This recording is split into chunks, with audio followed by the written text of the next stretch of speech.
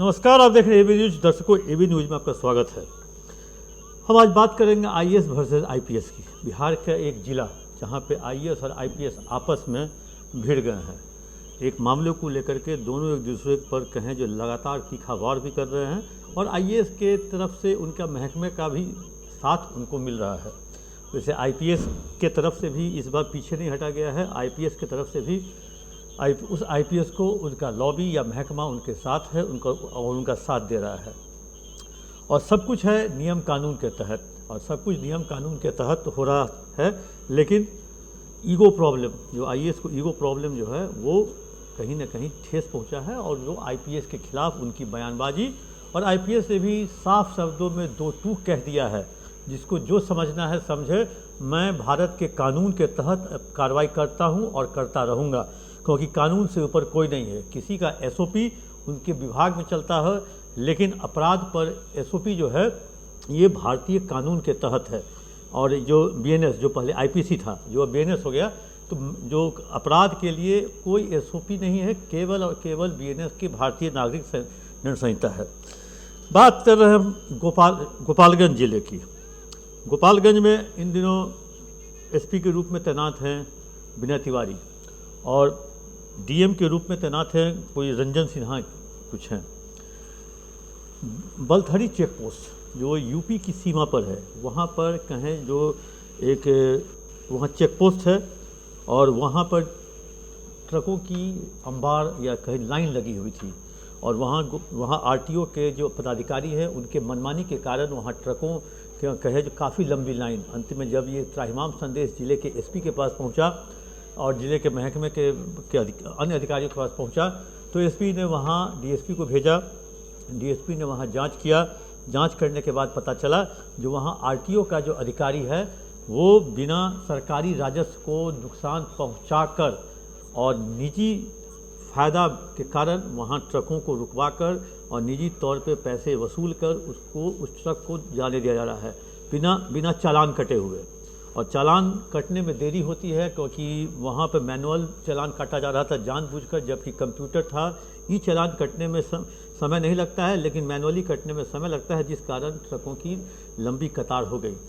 जब पुलिस के पास जब लोग पहुँचे, वहाँ के ट्रक ड्राइवर्स, पंजाब का एक ट्रक ड्राइवर है जिएगा हरप्रीत सिंह ट्रक ड्राइवर है, और उसने जाके कुचायकोट थाना में जाके शिकायत की। जो एक मेरी ट्रक थी और हमसे मांगा गया मैकेनिकल कहें जो चार्जेज, लेकिन उसने कहा जो इसमें इस तरह के चार्जेज नहीं लगेगा। लेकिन तब उसने कहा जो अगर यहाँ 500 रुपया नहीं दोगे तो आगे हो सकता है, आगे जाके तुम्हारे साथ पिटाई भी हो सकती है, क्योंकि उस पूरा कॉकस जो पूरा स्ट्रेच है, वो पूरा स्ट्रेच, उसमें गांव के भी लोग ट्रकों को पकड़ कर रोकते हैं और घेरते भी हैं, मारपीट भी करते हैं, जिस कारण से लोग। उसके बाद एक व्यक्ति आता है उस ट्रक चालक के पास, कहता है जो उस ब्लू शर्ट वाले व्यक्ति से जाके मिल लो। जाके मिलता है, वहाँ उसकी मांग होती है, डिमांड होती है। वो डिमांड 500 नहीं, कुछ रुपये दे करके डिमांड अपना ट्रक लेकर निकलता है।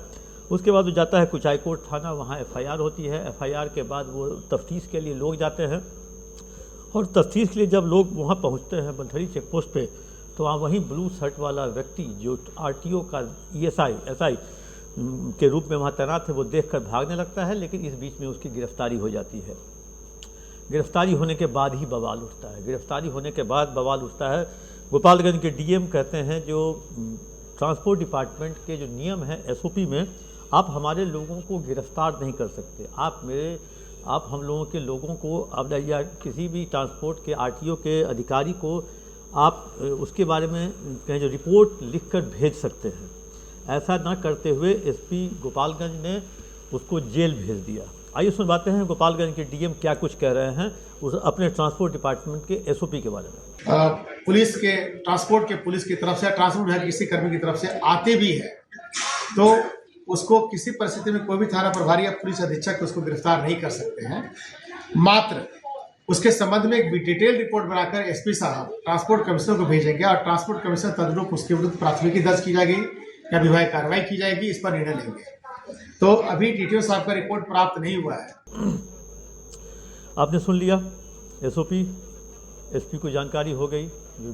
जो मेरे कार्य मेरे काम पर उंगली उठाया गया, मेरे काम करने के तरीके पर उंगली उठाया गया। और उसके बाद एसपी ने भी लगे हाथ बयान दे डाला।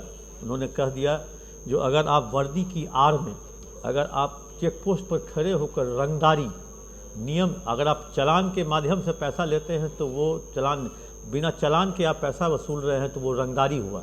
और रंगदारी के लिए भारतीय कहें जो कानून में दंड का प्रावधान है, तो मैंने भारतीय कानून के तहत ये काम किया।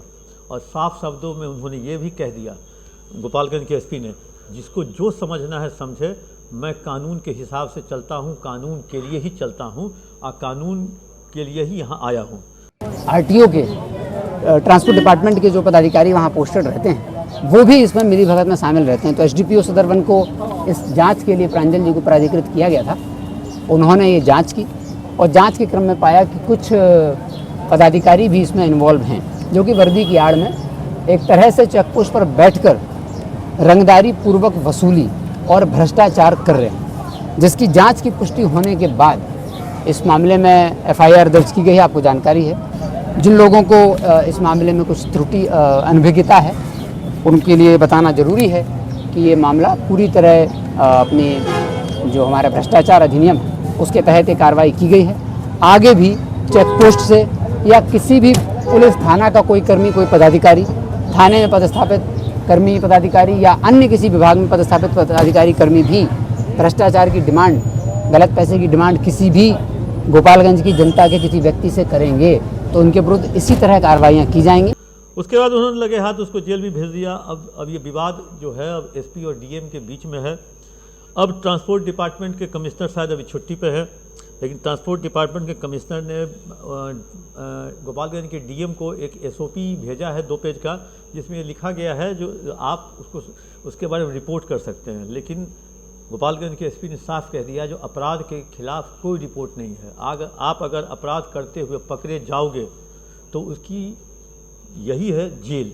आप अपराध करते हुए चेक पोस्ट पे पकड़े गए, आप पैसा वसूलते हुए चेक पोस्ट पे पकड़े गए, तो ऐसी स्थिति में आपसे पूछताछ नहीं, आपके खिलाफ रिपोर्ट नहीं, सीधा जेल।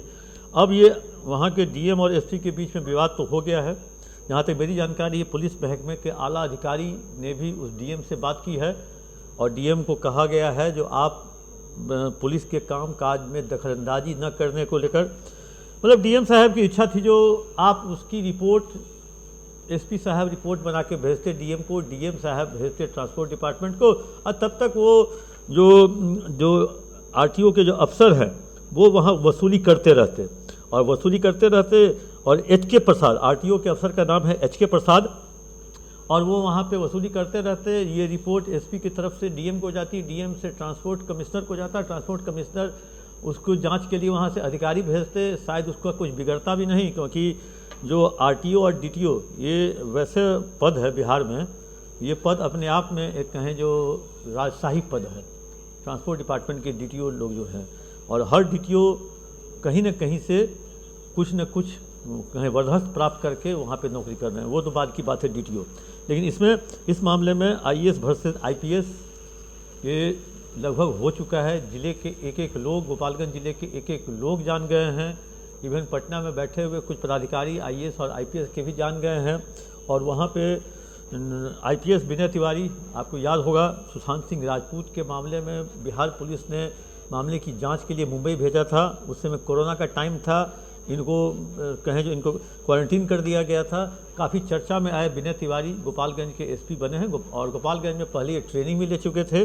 और गोपालगंज में ट्रेनिंग लेने के दौरान और फिर जब इनकी दूसरी बार पोस्टिंग हुई, इनकी पोस्टिंग से 10 दिन पहले कहें वहाँ एक थावे मंदिर में भयंकर चोरी हुई थी। इन्होंने वहाँ पहुंचकर 1 सप्ताह 10 दिन के अंदर सारे जेवरात थावे मंदिर का बरामद कर लिया। इसलिए इस बार एसपी गोपालगंज ने खुद कहा है मैं पीछे हटने वाला नहीं हूँ, चाहे आर पार की लड़ाई क्यों न हो जाए। अब देखना है जो अब ये लड़ाई कहाँ तक जाती है। ट्रांसपोर्ट कमिश्नर की छुट्टी आने के बाद क्या इसमें बवाल थमता है कि बवाल बढ़ता है, इंतज़ार रहेगा दर्शकों। अगर जो कुछ अपडेट होगा आप तक हम पहुँचाएँगे। आप अपना कमेंट बॉक्स में देना न भूलें।